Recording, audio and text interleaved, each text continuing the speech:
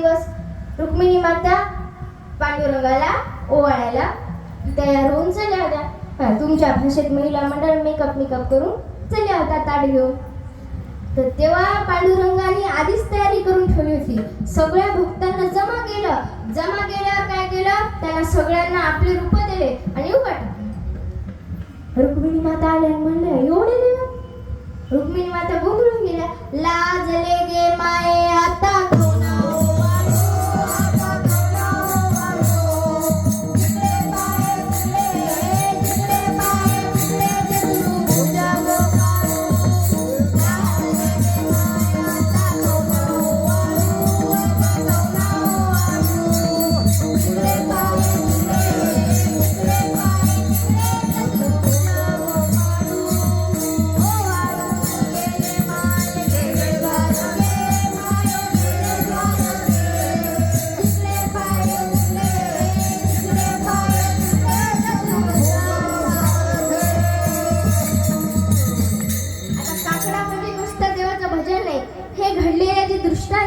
हे घडलेल्या जे घटना आहेत ते घटनांचं आठवण म्हणजे आता जी घटना घडलेली आहे ती लिहून ठेवणं म्हणजे काकडा आहे.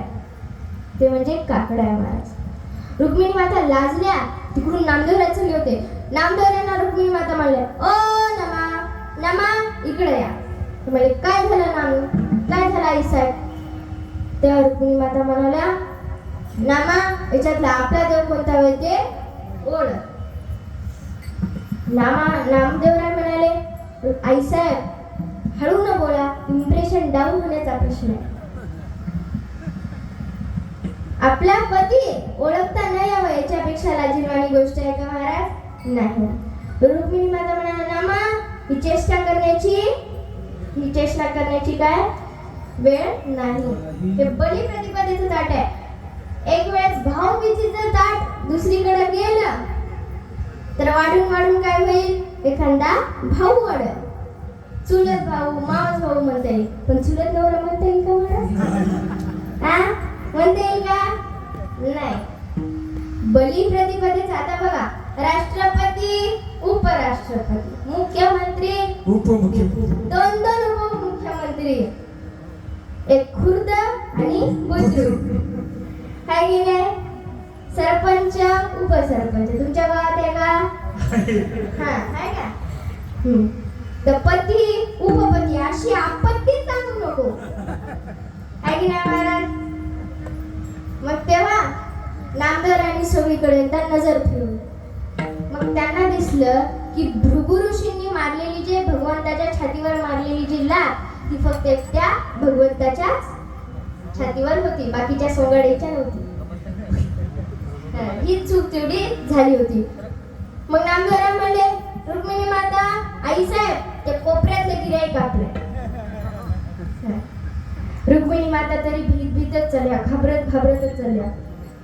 ताट घेतलं, पांडुरंगाकडे बघायच्या, मागं बघायच्या नामदेवरायाकडे, तिकडे बघायच्या, इकडे बघायच्या. तेव्हाचे नामा बळी प्रथेचं ताट जर चुकलं, रॉंग नंबर लागला तर काही खरं नाही. बीत गेला.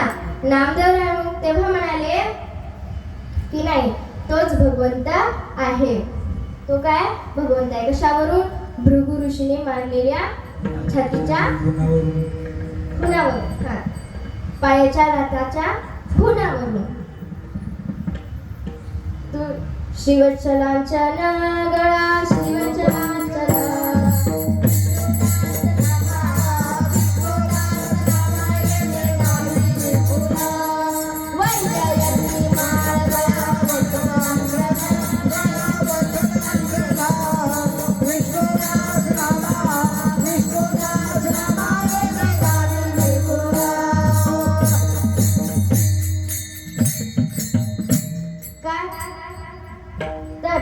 रुक्मिणी मातेला सुद्धा, देवाच्या पत्नीला सुद्धा संतांनी देवाचीच ओळख करून दिली. म्हणून संतांची ओळख, देवाची ओळख कोणाकडून करून घ्यायची असेल ते कोणाकडून? संतांकडून. बोला, कोणाकडून? संतांकडून. मग गोपाळ म्हणतात, या भंगात मला संतांनी हरिदासांच्या कुळातील कुळदेवी म्हणजे पंढरपूर निवासिनी पांडुरंग परमात्मा हिची ओळख करून दिलेली आहे. अभंगाचं पहिलं चरण. कुळचे कुळ